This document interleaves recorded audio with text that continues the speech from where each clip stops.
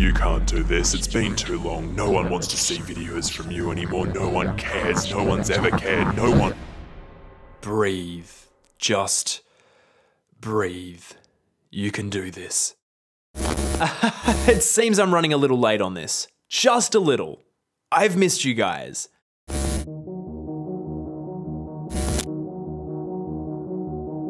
Okay, so it's been a while. It's been a while and a lot has happened in the time I've been gone. But that doesn't matter. All that matters right now is that I'm back and we're going bigger than ever, baby. Here, I'm doing something I haven't done before, and based on the fact that this has taken me over 6 months to make, probably won't do again. Usually, I like to see out the year, here, on this Loverboy channel with a 5 perfect scenes video where I cover, you guessed it, 5 scenes from the past year that I thought were perfect. Not this time though. This time, I've selected the 5 works that I loved most from 2020 and, well, I didn't cover just one scene. I've done 5 whole ass videos and wrapped them all up into one, which was a lot of work.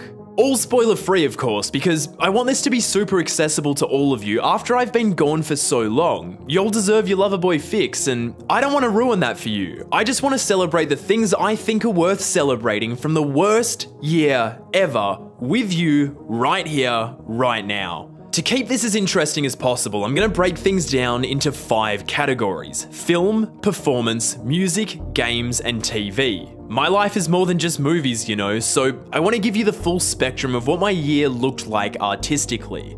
And I think that's about it. 2020 sucked big time, but art didn't, and so here's the art from it that meant the most to me.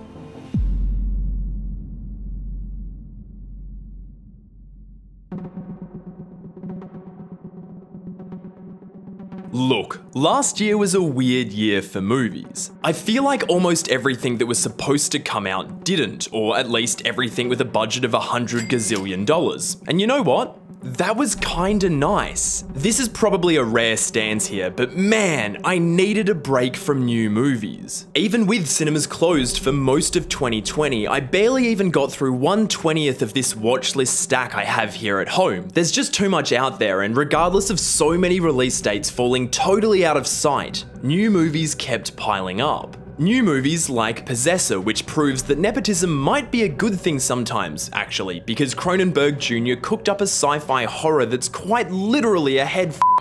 Awesome stuff. Or how about my new favourite Australian film ever, one that completely subverts the mythos of this country's most bizarrely beloved cultural icon, equating to something transcendently transgressive in the process. Hell, dude, I think I was the only person on the planet dumb enough to actually enjoy Wonder Woman 1984. It was a weird year. It was a year where some of my favourites weren't my favourites. David Fincher poured his heart and soul into something I've sadly already forgotten, and King Chris Nolan made a movie I only love when no one is talking, and when there's no yachts or sunscreen. Just pair that incredible score up with a supercut of the action and we'll be all good. Some of my favourites made stuff I haven't even seen yet too. Pete Docter went another round with Pixar, and my all-time filmmaking hero literally made 5 movies back to back to back. And I still haven't seen a single one. I guess that's what happens when things go to streaming, because I just straight up forget that they exist. There was one film last year though that I can't forget, and that's impressive really, because it was the very first 2020 film I saw. See, I can and probably should be covering literally any other movie right here because I'm racking up the kill counts on comic book movie content at an alarming rate, and that is a slippery frickin' slope towards putting this whole Loverboy channel in a cape-wrapped box. But here's the thing, no movie spent more time blasting through my brainwaves in 2020 than Birds of Prey. Yeah, the little DC girl gang crossover caper that everyone forgot already, the one that grossed less worldwide than Garfield the movie. Not the kind of numbers you want to be seeing. This was 1000% my kind of thing, and I could not shake it all year. It came as a total surprise to me too. I'd completely ignored it in the lead up to its release, somehow dismissing it as David Ayer's Suicide Squad 2.0, and boy oh boy was I wrong to underestimate this thing. Because it's not Suicide Squad 2.0. thank God. It's kind of unlike anything I know in the genre actually. Sure, there's riffs on stuff I love from Deadpool and Guardians, and naturally there's a little Suicide Squad DNA in the mix too, but this has to be the most flamboyant, over-the-top, and unapologetically strange superhero flick since Schumacher did Batman, a combo of inspirations that winds up forming something that's so totally unlike any of its kin that I have no choice but to stan. Like, if Mardi Gras were a superhero movie, this would be it. That probably explains why so many people hate it just for existing, but I love that director Cathy Yan decided to take characters in a universe that loves playing the gritty realism card and made it fabulous as f***, embracing every bit of the manic wildcard energy that blossoms from the baddest bitch in Gotham, one Harleen Quinzel. Because this is a Harley Quinn movie through and through, and there is something deeply exciting to me about situating this story inside her demented kaleidoscope of a perspective. It's disjointed and haphazard in every way it should be, because playing it straight isn't in the Harley Quinn rulebook, so it skips and jumps all over the place in a suitably schizophrenic fashion.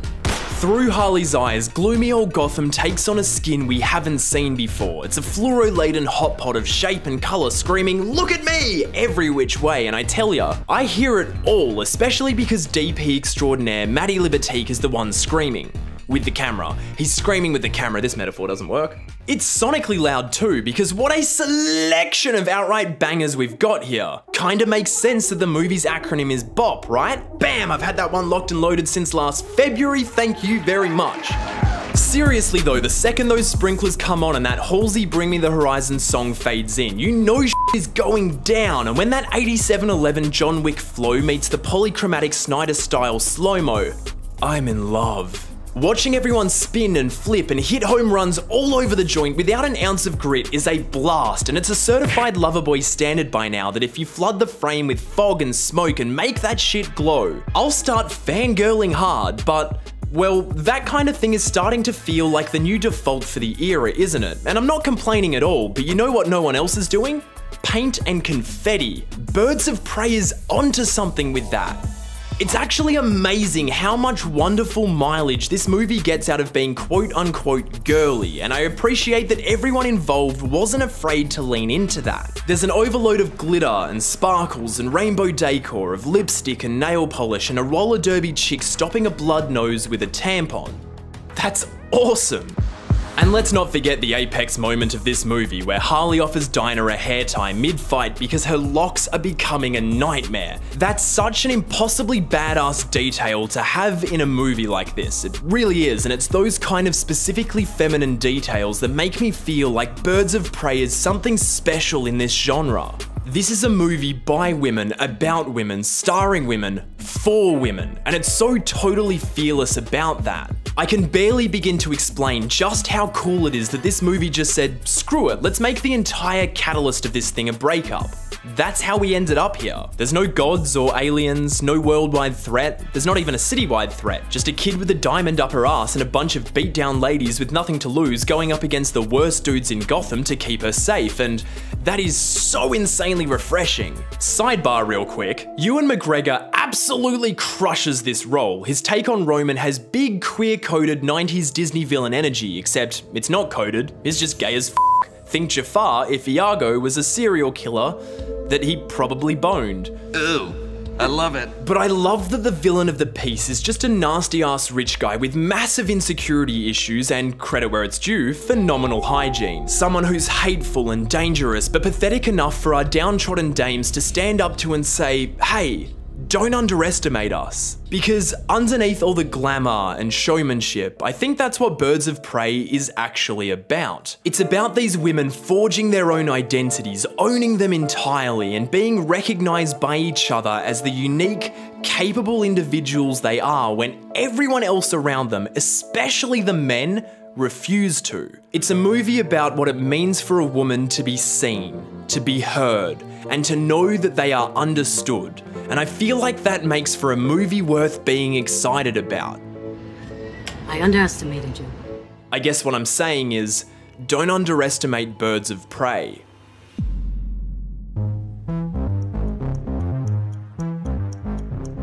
Now, as much as I love movies, and I really love movies, there's nothing I get around more than live performance. God, I love it! Whatever it is, whether it's music or dance or theatre, there's something so present and lucid about witnessing art being created in the moment, surrounded by other people, all buzzing off that same tangible energy. Unfortunately, that all wasn't really on the cards in 2020, and so the next best bet without the real thing was recorded live performance. And as far as that goes, it's Hamilton, Hamilton, Hamilton all the goddamn way. First off, I understand that I am horrendously late to a party everyone else in the world seems to have left a long time ago, so I'm not here to say anything, revolutionary. But what I do want to say is, I might have had to wait for it, but it was so worth the wait. Holy shit. I imagine a lot of you are rolling your eyes at this pic right now, and I hear you. I'm not a stage musical guy either, or I wasn't before I saw Hamilton. Because it's kind of a musical for people who don't like musicals, or God forbid, people who are too cool for them. If Phantom of the Opera or Stephen Sondheim gigs aren't for you, there's a hot chance the electric energy of Lin-Manuel Miranda's founding father hip-hop odyssey might serve as a safer jumping off point. Because, my good friends, I jumped right in with a dazzling triple somersault and have yet to come back out. How could I when there's just so much here? The sheer scale and scope of what is going down on that stage for 2.5 hours is impossible to really quantify without seeing it for yourself. It's just a wall-to-wall siege of sound and shape and space, of music and movement and mad lyricism. I think it's a staggering display of maximalism done oh so right. I am Hercules Mulligan, up in it, loving it. Yes, I heard your mother say, come again. Like, how could you not get really f***ing into this? I'm pretty sure a blood vessel in my brain straight up ruptured the first time that stage started rotating. 11 Tonys wasn't enough if you ask me, especially once you start really absorbing the depth of detail going into each scene. Every time I break the masterfully held point of focus and start soaking up what's around it, I'm rewarded with what seems like an endless array of moving parts dynamically firing off round the clock to construct each scene in a way that feels totally organically alive, whether it's the chorus or lighting or shape-shifting stage. But it's hard to really key into that when, say, Lafayette is spittin', because let's be real, we're all here for Daveed Diggs. No, for Jonathan Groff. Now that I've said it, the entire cast is killing it, top to bottom. They're somehow all standouts, they're all iconic. Even then, double, no, triple props to Leslie Odom Jr. because that man is truly a gift. He is working overtime here and he makes it seem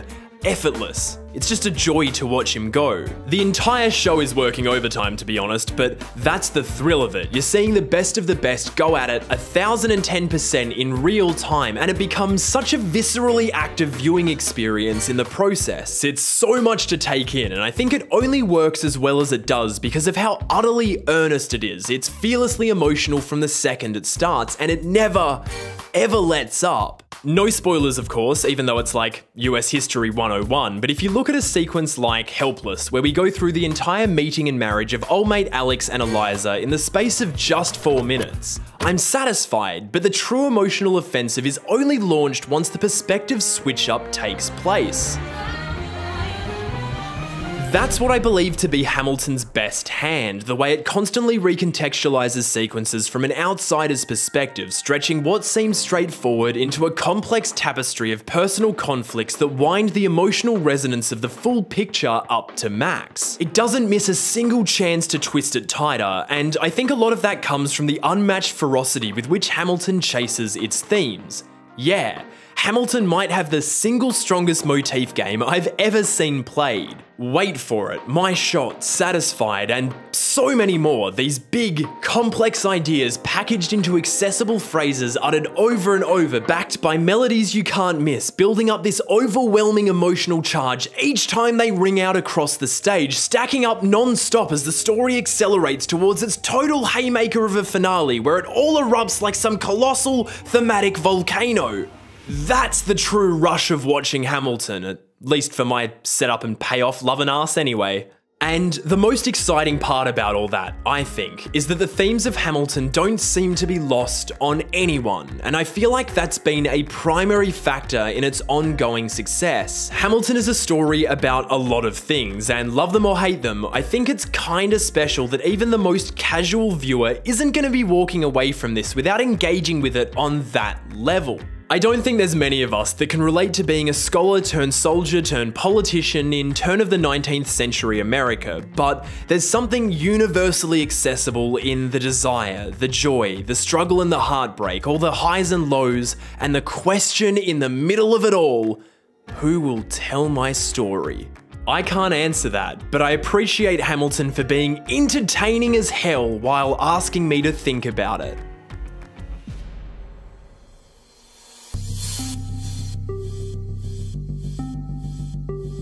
If there was one saving grace of 2020, it was music. Even when every other media form dissipated as the world came to a halt, locking musicians in their homes proved to be the best thing that could have happened because we were blessed with so much new music, man. So much I don't even know where to start. All the usual suspects dropped top tier stuff I couldn't pass up on. Idols, JPEG, King Giz, The Weeknd, Clipping, Charlie 2, and I finally got that long awaited RTJ4. The boys never disappoint. But those series regulars made up a fraction of what I listened to in 2020. My goal last year was to take in as much new music from new artists as possible, to just dive into something new every day, and to call that decision rewarding wouldn't do it justice. Because of that, I was introduced to incredible artists like Caribou and Phoebe Bridgers, 𝗂𝗎𝗓 and Rina Sawayama. I had my soul ripped open by Fiona Apple, found out about guys like Boston Manor and the Avalanches, and I spent a frightening amount of time with Code Orange because underneath is a metal record for the history books to remember.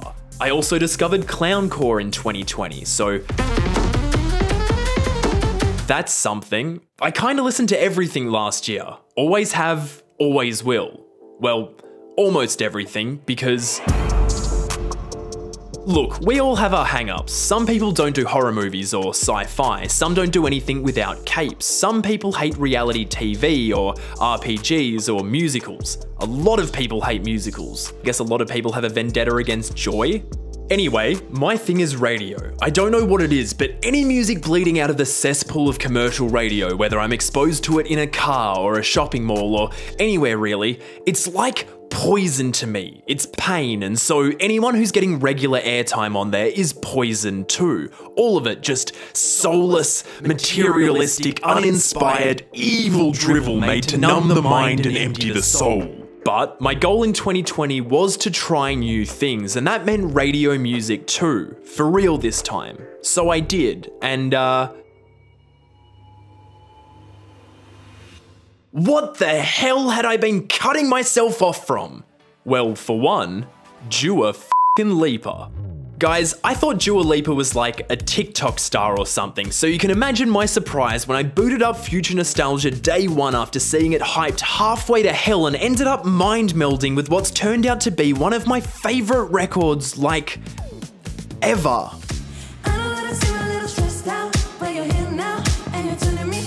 I mean, how could you not get super into this? It's a pop album perfectly calibrated to make you move, just this genius blend of the retro and sci-fi coming together in a vortex of, I don't know, just bliss. This is pop for the masses in its purest form, undemanding, unintrusive, and with that club destination in mind, but it is so much richer than that, just exploding with open-hearted life and ephemeral energy all the way to the moon, baby! Listening to Future Nostalgia sent this electric jolt through me that got me thinking, what the f else have I been missing out on? A lot, as it turns out, so I started to remedy that, one superstar pop album at a time. Can you believe I hadn't listened to Lemonade?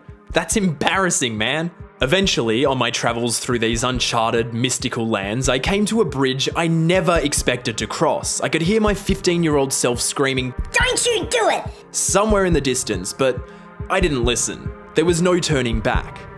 So I crossed. Okay, so I promise you, becoming a full-blown Taylor Swift fan was not on my 2020 bingo card whatsoever, but after Folklore, how could I not be? And I know, ew, Taylor Swift, right? Wrong. So very, very wrong. The question is, did you ever give her a chance? I mean, really, did you ever actually sit down and listen to her? Or did you make up your mind 10 years ago that you weren't going near that girly stuff and check out forever?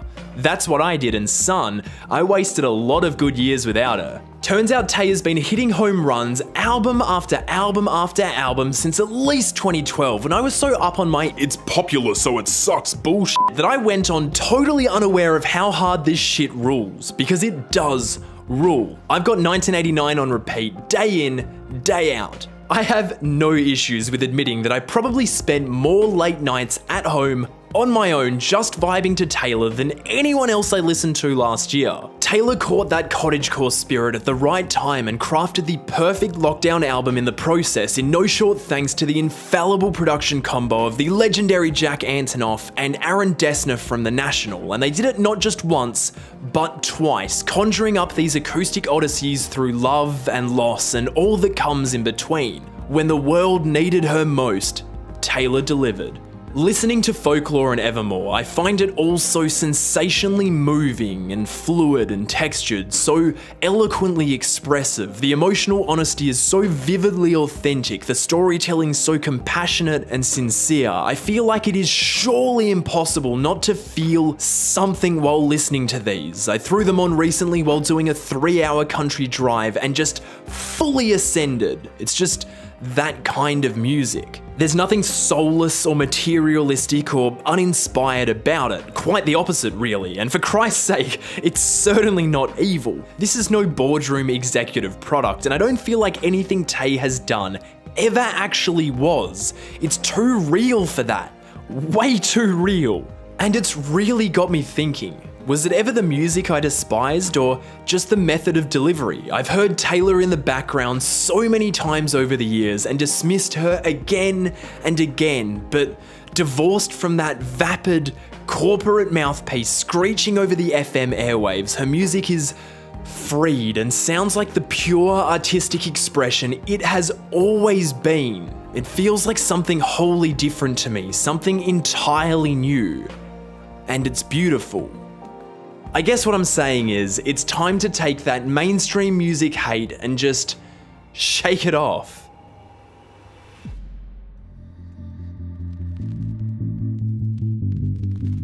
With movies somewhat out of the picture for a while, I finally got to sink some time into the medium I love most, more time than I have in all the years since probably 2015 combined. And it was good, man. So good. Thanks to a little something I'm about to discuss, and I know this is the one you're here for, I spent the back half of 2020 hunting down the kind of games I had no right to overlook for so long, and I ended up copping stuff that skyrocketed into my all-time list right away. Games like Limbo, Hellblade, Inside, Journey. Dude, Journey, oh my god! I've been a AAA fiend for so long that I've totally missed the most exciting games out there, and with a certain long-awaited near-future odyssey sitting in timeout until it gets its life together, I've got so much to look forward to playing through 2021 and beyond. But even as I start digging into Resident Evil, Final Fantasy, and all the indie bangers I so desperately need to catch up on, there's gonna be another game on my mind. It's on my mind no matter what I do, really. Pretty sure it's the only thing I think about anymore. Hard not to when it's your favorite thing in existence.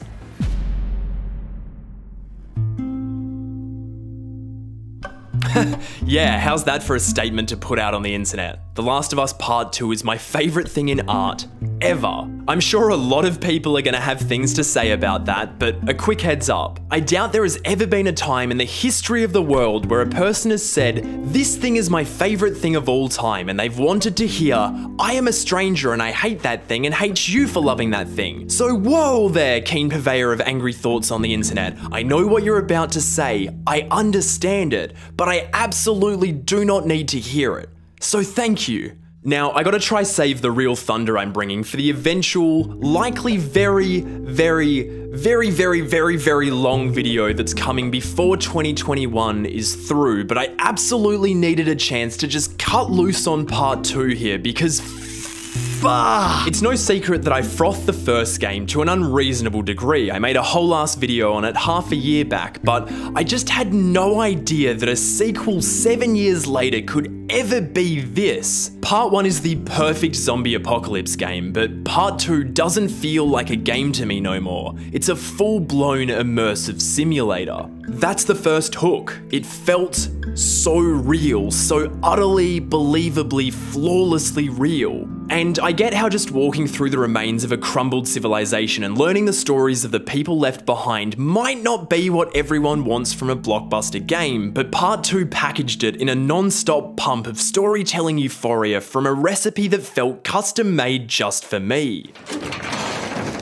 Oh my god. There's no road, no room, no ruin nor relic that I will ever forget, and I will never, ever be able to fathom that this was all built by hand. This is the game that finally had me say, okay, but how are games ever supposed to look better than this? How are things supposed to go up from here? We went from Pong to this in 40 years, man. And it's just like, how do you upgrade the gameplay of something that worked so well because of how stripped back it was? Again, you make it feel more real. Don't make a sound. Hands up. You explore, you hide, you kill, but the arenas those things happen in are overflowing with dynamic options in a way I've never seen before in a game going for hard realism. I cannot even begin to tell you the amount of times as me and my 3 housemates played through the game in sync that we'd all run out of our rooms and have a hysterical hallway conference after beating an area to discuss all the crazily different ways we'd approach them. It was like, oh man, I ran around the back after that dude got fucked up by the tripwire, but the dogs found me and I had to leg it up the stairs, but someone spotted me and I did one of those sprinting slips through a crack in the wall to get out of there, and then I jumped out the window, but there was a dude underneath and I had to f him up barehanded, and like, wildest shit ever. No game has ever given me that kind of rush like Part 2 did, over and over, that thrill of adrenaline-fueled kinetic aggression and complete vulnerability, just this impeccably tuned interplay of laser-focused stealth and skirmish mechanics. It's like the perfect escalation of what came before, meeting each new tool and ability with a corresponding challenge. It's just so impossibly tight.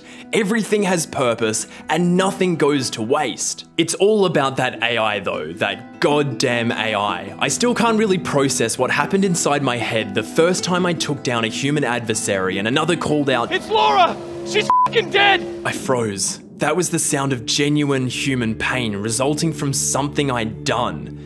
Games don't do that shit. It's a whole new level of real. But that initial shock didn't make me stop. I couldn't stop. Not after what those f***ers did. Oh no. After that, I'm gonna find and I'm gonna kill every last one of them. This is it. This is why The Last of Us Part 2 is everything it is to me. I'm no stranger to stories that incite anger in me, or pain, grief, heartbreak. These are the stories that I seek out because they're challenging and dangerous. Their emotional depths aren't comfortable or easy. But film, TV, music, there's one thing that separates them from games, one simple factor that changes everything. They don't ask you to act. Games do. The story may be predetermined, but it only happens because you actively participate, because you move it forward. And in a world made to feel so real, with characters, no, people that feel so real, people that I feel like I know, and because I commit to stories so fully, people that I love, when that is taken away, I want to act in a way that is no longer just playing a game. That loss, that trauma, and that furious need for revenge felt more real than any story I have ever known. I was one-to-one with Ellie's rage, no doubts, no questions, so sure of my convictions along this odyssey through storm-set Seattle that it never once occurred to me that I'd fallen into the very trap the game had laid. And while the staggering, stunning, seismic true nature of that trap is something I can't go into without spoiling the utter brilliance of what I believe The Last of Us Part 2 is doing, to be put in a place to feel like that over a work of fiction is so much more than I ever knew art could give to me, and It really fucking pains me that so many people panicked about being put in that revelatory place and thrust that anger outwards rather than actually applying it to the experience at hand. But that's a discussion for another day.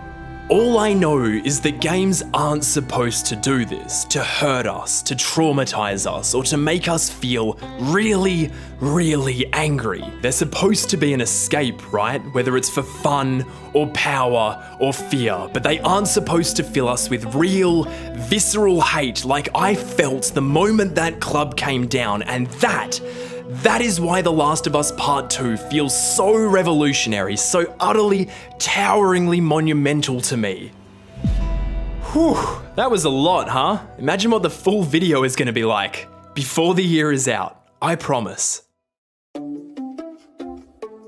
So I imagine after all that you're wondering, why not end at the apex? Why was that not last? Why keep going after talking about your favorite thing in the history of favorite things? Well, something in 2020 had a bigger impact on me still. Part 2 might be my favorite thing, but it wasn't the most influential. Not by a long shot. No, in 2020 I came across something on TV that has straight up changed my life in the most extreme, overwhelming, beautiful way, instigating a shift so massive that my whole universe is, well, it's just better now. I'm talking about Curb Your Enthusiasm, of course. Nah, but I did watch that entire series all the way through last year, and man, that cannot be good for your health. I recommend it wholeheartedly, but only if you enjoy being in deep, traumatic pain. If not, get on Auntie Donna's big ol' house of fun right this second because it's the best thing to come out of Australia since... Wait, where was I? Oh. Merging with simulator in 3, 2, 1.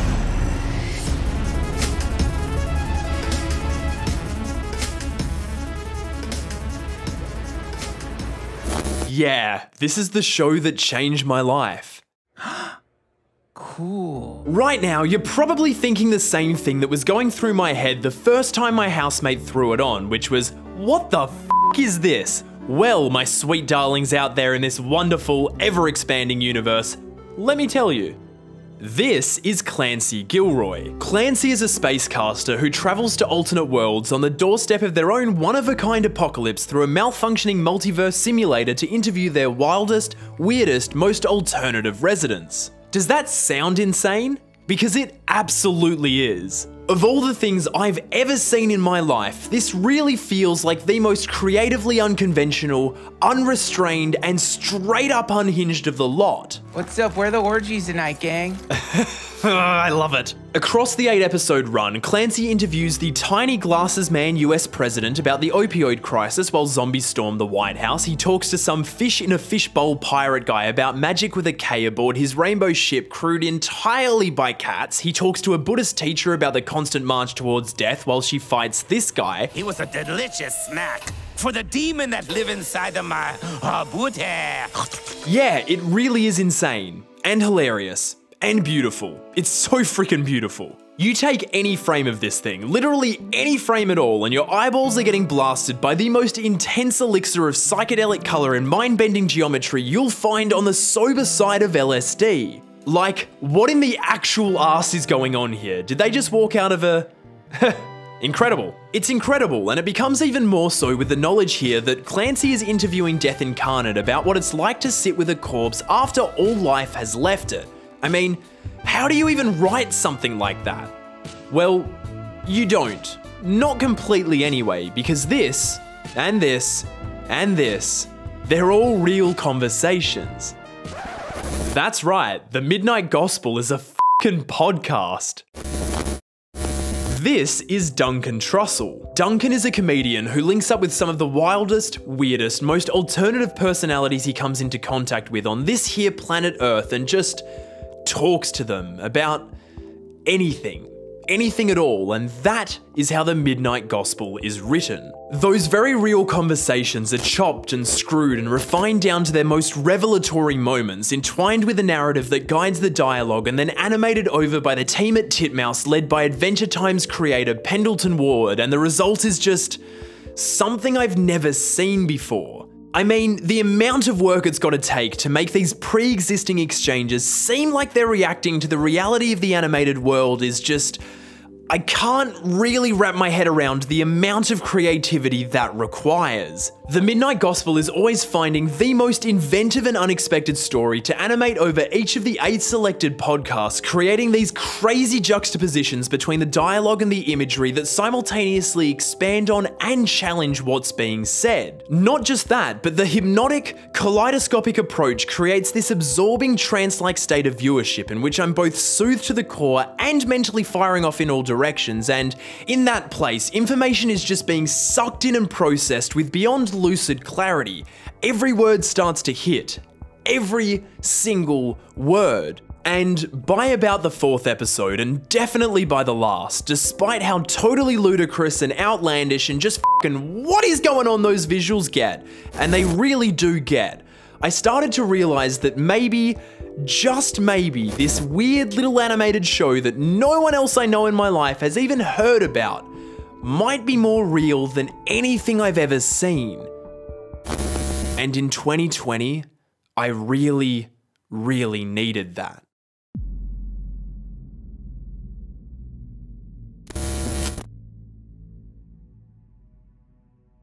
Okay. How do I end this? The show changed my life, yeah, but how do I show that? How do What are you doing? What? What the fuck are you doing? I'm ending the video, or working out how You to... didn't set this up. Where did all the cool, colourful footage go? You really just gonna show yourself sitting there? No, well... I know what you're doing. No one wants this. No one wants what? To watch you stall out the video like this because you're too much of a little bitch to just put words on a page. It's just a fucking YouTube video. How fucking hard can it be? Just say, I love this thing and move the on. You're out here dropping a top 5 of 2020 over halfway into 2021. You're embarrassing, pathetic. This is how your last channel failed, and you're gonna fail again if you keep this up. Just make a video. You're gonna die someday. It could be 60 years from now, could be a decade, could be tomorrow, and you spend over 6 months of your sad little life on this dumb, pointless video no one cares about. What a waste. What a sad waste.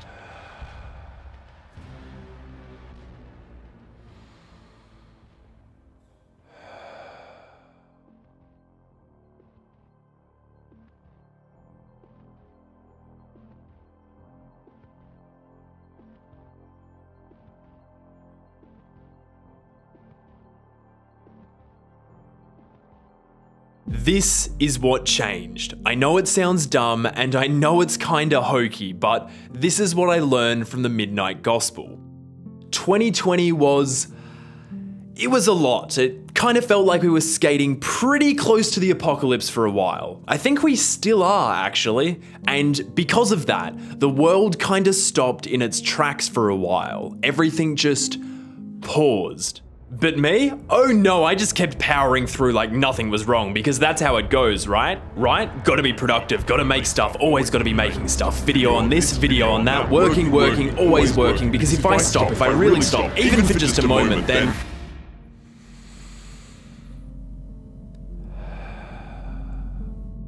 Clancy from the Midnight Gospel is a dude arrested by distraction and imprisoned by anxiety. His total refusal to stop and address the darkest parts of who he is leads him halfway across the universe and headfirst into a device that can simulate another world, any world, just so that he never has to deal with his own world inside. But sooner or later it catches up. It always catches up. And he has to stop, and he has to listen, and he has to breathe, and every time he does, the yawning, terrifying reality of the universe and his finite place in its future shrinks down to just that moment, and suddenly, everything is just still.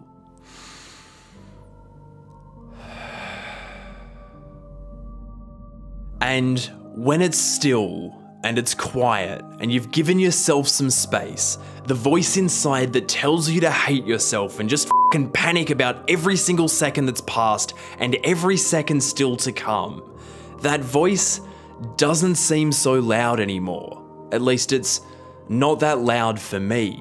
And every time I make space for that stillness, and it doesn't work every time, and that's okay, but every time that I do, I make space for another voice, another part of me that says, I believe in you, you got this, everything is gonna be okay. Which I think is f***ing amazing, because I really prefer that empathetic part of me than the shitty part that's always trying to drag me down. Sometimes all it takes to bypass that shitty part of you that just won't shut the f*** up is something as simple as taking a pause to breathe. Breathe. Just breathe. Feel your hands. You're here. And you're okay. Look, I know this probably wasn't what you signed up for at the start of this video, but surprise! Trying to put empathy first tends to get a little sentimental and a little messy. And truth be told, that's kinda how I like it here. Over the last few months, I kept trying to find the right way to say this, the most fun way, the most relatable way. But in the end, all I have to offer is the most honest way I know. Maybe that's the right way. Truth is, I've been gone from this channel for so long because I had to start getting right with myself. I needed to give myself the stillness and the silence and the space. And I couldn't do that while I was still making videos. And I'm starting to get right, slowly. I'm on the path, which is, it's nice, you know?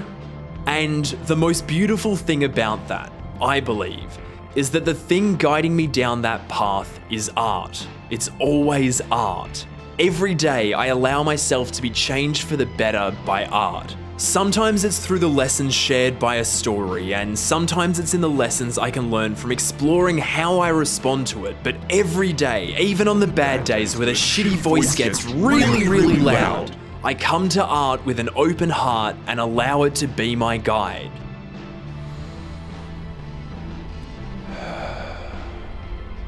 I'm back, I'm okay, and I can't wait to see where this path leads.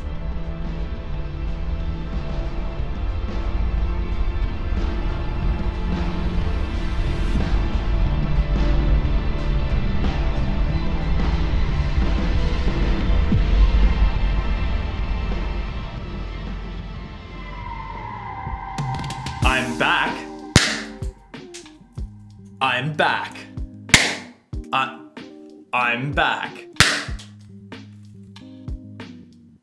First of all, and most importantly, thank you so much for being here to witness my grand return. Thank you so much for continuing to support this channel. I never, ever intended to leave you guys for this long, but as you can see, I had a lot to go through. And I'm still working through it, but I'm excited to be back. I'm so amped, I'm so fired up for the future of this channel. So thank you so much for being here to continue to support me. Thank you more than anyone to my Patreon supporters for standing by me over the last 18 months. I know it has been hard for everyone out there, so thank you so much for being there for me. I hope that what this video turned into, because I never intended it to be what it is, it was meant to be something that was 10 minutes long, took me like 2 weeks and was out in January, and look at us now. So I hope that what it became resonates with at least one person out there.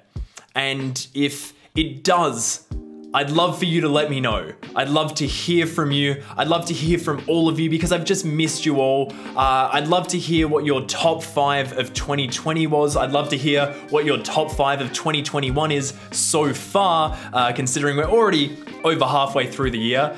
How did that happen? I am just insanely excited about the future of this channel. The upcoming slate of videos is just going to be massive. I've got it all planned out for like the next 30 videos at this stage. The next one is going to be the ultimate Loverboy video. It is the video I've been building up to on this channel since the channel began. So if you have not yet subscribed to this channel and want to be here to witness that when it arrives, subscribe right now. Go ahead, click the button, do it. Subscribe, do it, click that button. To my Patreon supporters, you are just the best. You are unreal. Thank you so much for all that you have done for me. I'm gonna be bringing back the exclusive behind the scenes content now that I've returned. Obviously, you guys got some exclusive updates on this video before it was out, but I'm gonna be bringing back the behind the scenes, gonna continue those updates, and I'm gonna continue those previews. If you guys are not yet supporters on Patreon, now is the time to get on board now that I'm officially back and exciting new things are happening. Look, I can't say thank you enough. Thank you for being here. Thank you for supporting me. Thank you for sharing my stuff. Share this video. You know, it's well past its kind of expiry date, I guess. So sharing's gonna be the only way it gets any kind of traction now. Anyone who does that, you are just, mwah, I love you. I love all of you. I've missed you. I've missed you so much, but I'm back. And as always, empathy first.